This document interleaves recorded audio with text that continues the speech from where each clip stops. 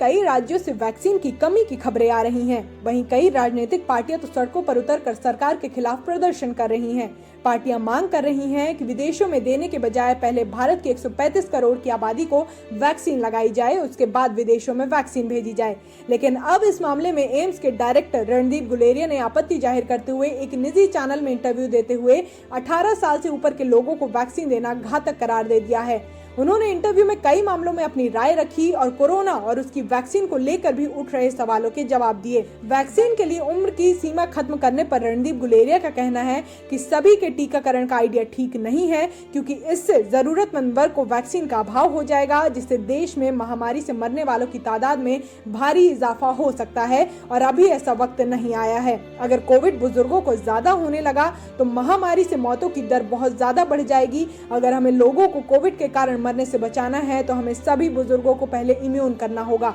आगे उन्होंने कहा, अगर हम कहेंगे कि यानी 18 साल से ऊपर के सभी लोगों को टीका लगाएं तो हमें अपने आंकड़े भी देखने होंगे। हमारे देश में 18 साल से ऊपर की करीब 97 करोड़ आबादी है और हर व्यक्ति को 2-2 डोज देना पड़ता है, तो हमें करीब 2 अरब डोज चाहिए। अगर हम दुनिया भर से वैक्सीन मंगाकर जमा कर लें तो भी 2 अरब डोज नहीं हो पाएंगी। अगर हमने प्रायोरिटी तय करनी छोड़ दी तो कोविड बुजुर्गों और गंभीर बीमारियों से ग्रस्त लोगों को अपनी चपेट में लेने लगेगा और फिर मौतों का सिलसिला बढ़ जाएगा। विश्व स्वास्थ्य संगठन, अमेरिका, यूरोप सभी ने यही रणनीति अपनाई है कि प्राथमिकता निर्धारित करो, क्योंकि किसी देश के पास इतनी वैक्सीन नहीं है। यूरोप के मुकाबले देखें तो हमने जर्मनी की आबादी के बराबर वैक्सीनेशन कर दिया है। गुलेरिया ने देश में टीकाकरण अभियान की रफ्तार को लेकर संतोष जताया और कहा, टीकाकरण अभियान ठीक रफ्तार से चल रहा है। वैक्सीन लगाने का 2 मकसद था कि बुजुर्ग और गंभीर बीमारियों से ग्रस्त लोगों को इम्यून कर सकें। साथ ही यह भी मकसद था कि स्वास्थ्य कर्मियों और फ्रंट लाइन वर्कर्स को वैक्सीन दी जाए ताकि वो बीमार नहीं हो। अगर वो बीमार हो जाएंगे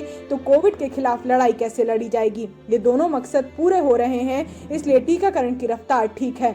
देश में कोरोना के नए वेरिएंट की नई लहर को लेकर एम्स डायरेक्टर ने कहा कि इस बार भी ज्यादातर वही लक्षण देखने आ रहे हैं, जुकाम, नजला, बुखार, गले में खराश, शरीर दर्द, लेकिन कुछ लोगों को इस बार पेट खराब होने, जी मचलाने, उल्टी होने, डायरिया होने के लक्षण बढ़े हैं। ये पहले भी थे, लेकिन इस बार इनकी ज्यादा शिकायत आ रही है।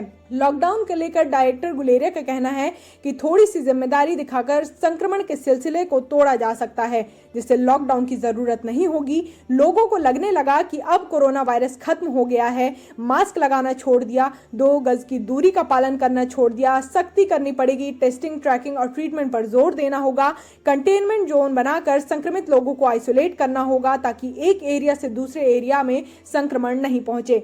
टीके के फायदे को लेकर उन्होंने कहा कि टीकाकरण एक माध्यम है जिससे कोविड पर नियंत्रण पाया जा सकता है, लेकिन ऐसा नहीं है कि यह कोविड के खिलाफ पूरी तरह सुरक्षित कर देगा।